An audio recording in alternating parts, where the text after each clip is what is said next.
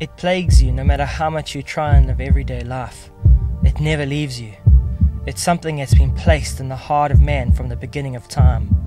The drive to hunt, to brave the elements and rise victorious. The dream is not just any hunt, but the perfect hunt. A trying environment and a challenging prey.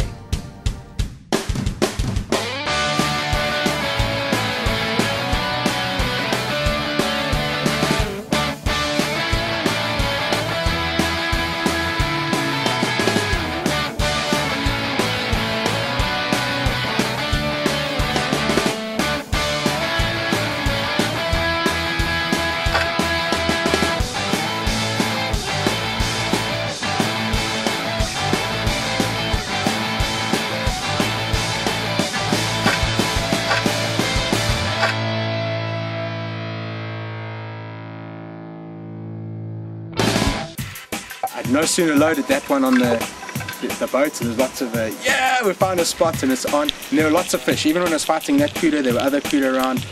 That spot was on. There were bait fish. It was all happening, and we could see this was going to work. Reloaded, and no sooner had I reloaded, there was a Dorado in front of me. I was actually swimming up behind Wayno, and from my right side, this Dorado swam straight past me, and then turned right in front of Wayne. I mean, it was almost in a split second, you know, got the camera on, and Wayne just got up and shot the fish. Chris put a second shot in that one for me, and yeah, thanks Chris. It was quite funny because I shot it through the head right there, and then Chris put his finish shot right there. So we got that one, and that was really exciting. It was a beautiful fish, it was colourful. My first Dorado, managed to pick it up and get it. And that turned out to be a really good spot for us. Another amazing thing that happened on that spot was we rigged up a buoy to mark our spot, and we clipped a burley bag and a flasher on that buoy.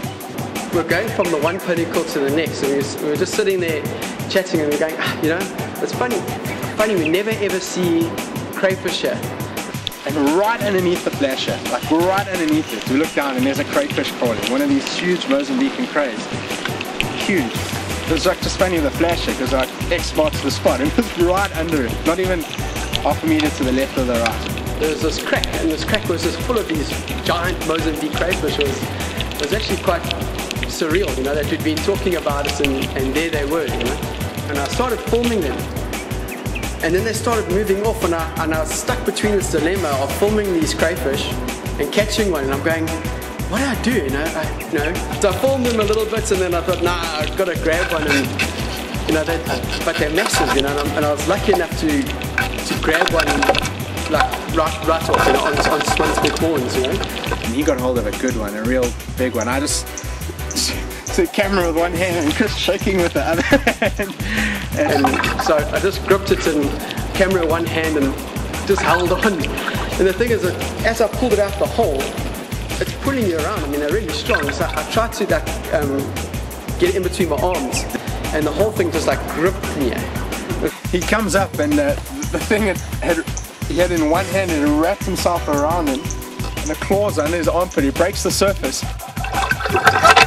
And he goes, he's got me! And he had taken one of those claws and put it right in his armpit. It's kind of peel it off him. Now, that was quite a special moment. You know, we've been doing a lot of diving over the years, and you know, you hear people get big crays. And you know, I suppose if you dived up there, it would be a common thing. But for where we live, I mean, a big crayfish is a kilo, and these things are like 3-4 kilos.